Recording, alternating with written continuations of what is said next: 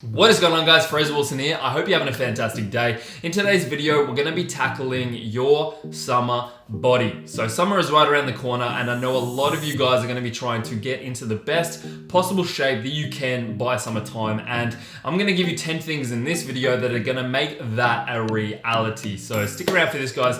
10 quick things you need to know to get ready for summer. So summer's one of those times that a lot of people will start to actually pay attention to their body. Winter, you'll go through it, you'll be like, whatever, I'll have a piece of cake, I'll have this, I'll have dessert.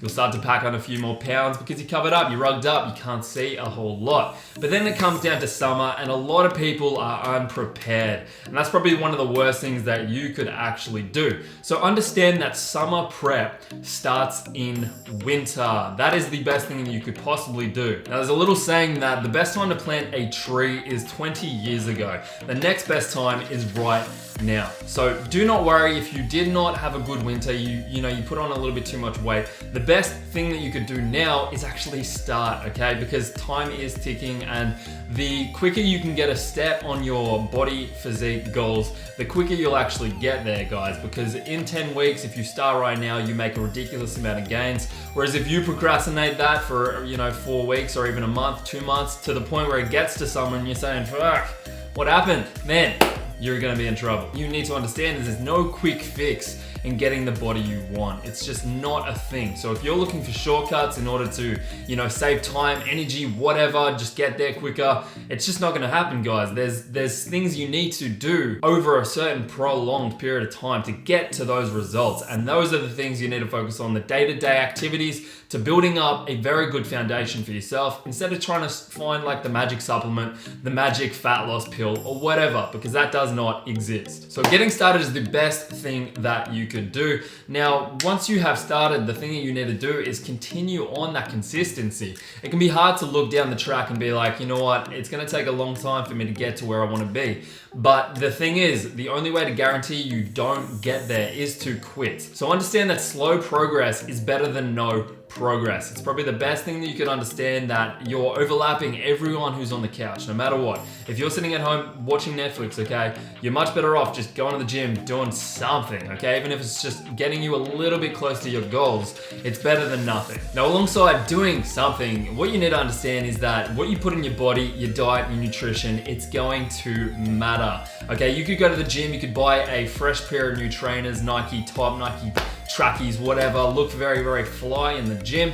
But if you're not eating properly outside of the gym, your results are gonna be pretty damn futile. So understand that going to the gym and exercising is only half the battle, and frankly, it's probably even less than half, because exercising is maybe 1 hour out of your day, which is 4% of your day. Now, the rest of the day that you're awake is your diet. So that is gonna make up the big part of your results. Now, alongside that aspect, and something that I actually was under the assumption that when I first started out, I would just have to do this and get results, is cardio.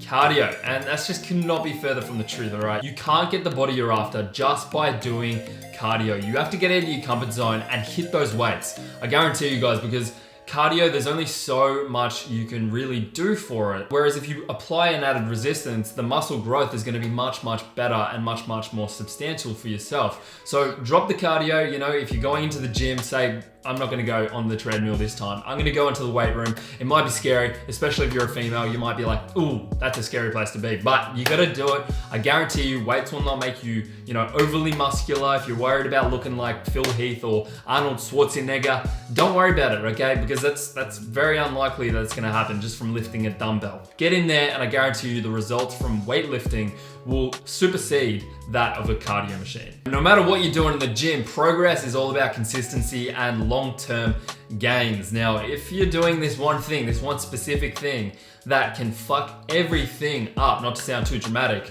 but it can, okay? And that is gonna be cheat days. Now, I'm all for having a bit of fun, a cheat meal here and there, taking a break from a diet, just mentally and physically, it's gonna be beneficial. But if you are taking it to extremes, understand that it can really take back weeks and even months of your progress, because in one day you could eat a lot of freaking calories, especially if you've been starving yourself. You go into that cheat day, you're freaking ready, you're hyped, you're grabbing Ben & Jerry's here and there, you're starting off breakfast with a pint of Ben & Jerry's, some pancakes, some bacon and eggs.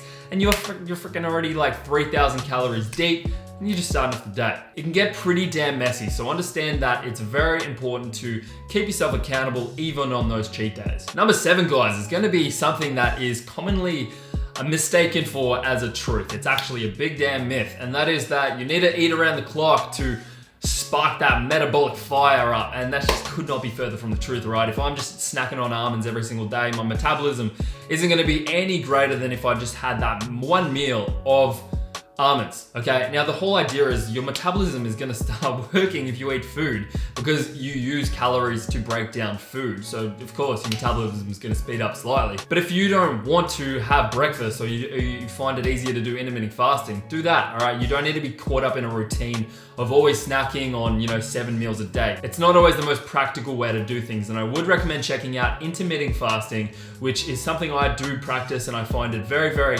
functional for a fat loss method. No matter what you do, all right, accuracy is absolutely key. It's so damn important to actually getting to the results that you're after as quick as you can. And something that I really like to do and I encourage you to get accustomed to, especially if you're trying to burn fat, is going to be to track your macros, or at least track something. Make sure you're understanding what food you're eating on a daily basis, and then track that against your weight moving either down or up. So there's 2 main reasons why you want to do this. One is that when you lose weight, you know what calories you need to continue to eat to keep that weight going down. Number 2 is it allows you to have more food, frankly, right? There's a very big option that a lot of people go for, and that is just to not eat any food at all, okay? It's kind of like a starved kind of diet when they want to lose weight.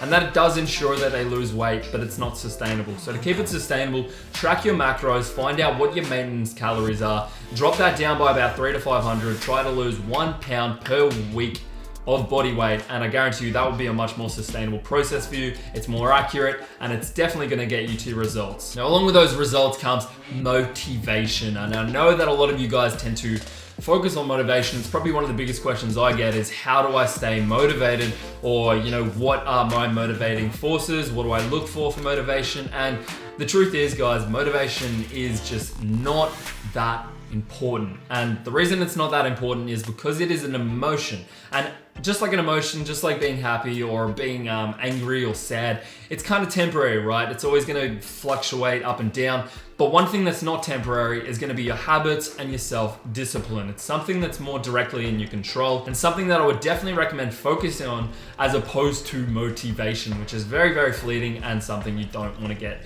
stuck relying on. Number 10, alongside motivation, is acting right freaking now. And there is something that you can do right now, 100%. Get started with where you are at.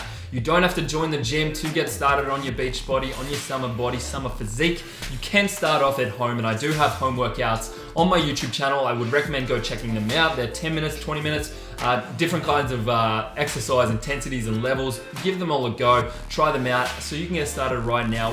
No excuses whatsoever. And if you are looking for a training program in the gym, as well as meal plans to get yourself 100% ready for summer, I would highly recommend checking out the link in my description. That's coaching, full available training programs, and meal plans specified to you. So check that out if you have a chance. And if you did enjoy this video, guys, let me know in the comments what your favorite tip was out of the 10. And if you have any questions, drop them down below as well. Drop this video a like because I know you liked it. And if you didn't, drop it a dislike. I don't really, I'm not really that fast. And I'll catch you in the next one. Arigato, Mr. Roboto.